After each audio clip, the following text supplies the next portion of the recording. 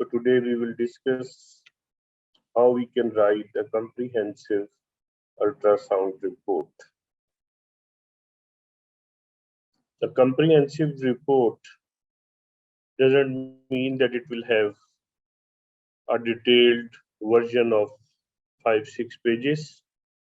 Rather, it will be a comprehensive one, a complete, which is explaining the things which are required by the referring doctor,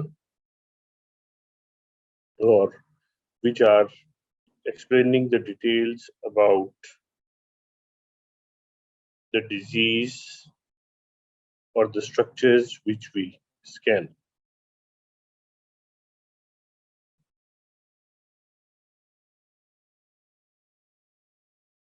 Writing an ultrasound report has got few secrets.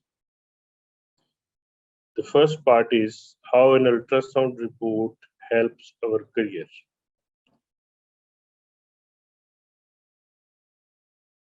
We know that medical practice is full of laborious administrative tasks, which were not exactly the reason why we chose our profession.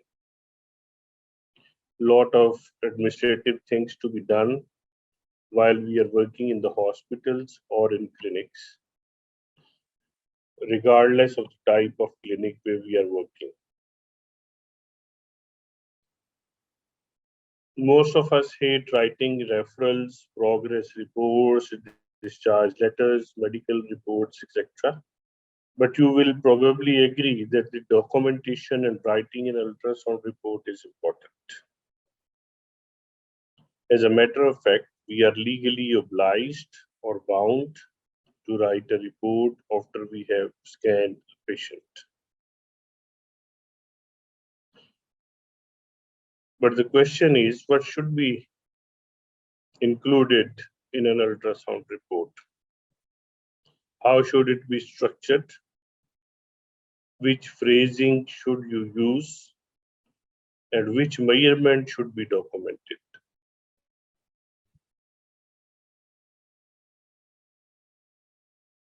An important topic in sonography is while each institution has its own style and format, we are aware that there are many open questions when it comes to writing an ultrasound report.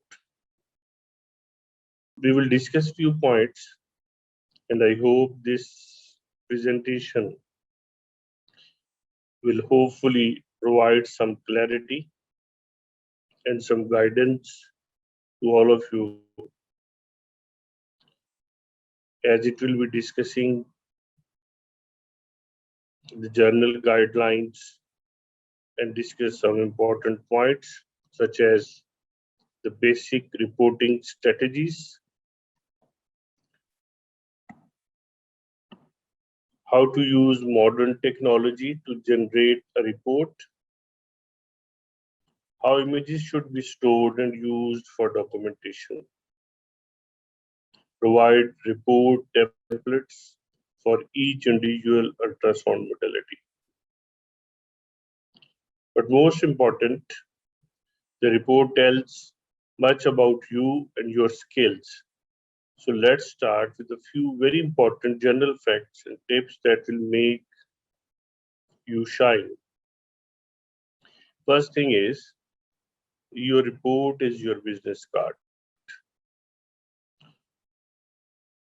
Do you know which part of report I read first? I don't read the comments or impression or conclusion. It is the name of the person who generated and signed the report is important. So when I see a report, I try to see the person's signatures or name with qualifications, the person who is writing that report. There is an obvious reason for this, as it depends on trust.